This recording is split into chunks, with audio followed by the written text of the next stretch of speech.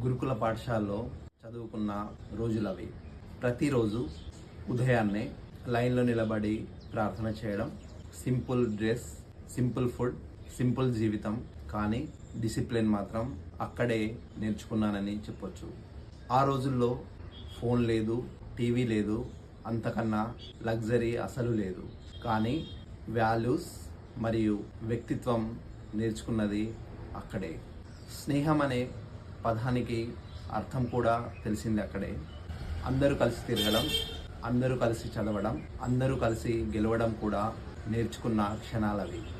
గురుకుల పాఠశాల నన్ను ఒక చదువుకున్న వ్యక్తిగానే కాకుండా ఒక బలమైన వ్యక్తిగా మార్చిందని ఈ సందర్భంగా చెప్పొచ్చు.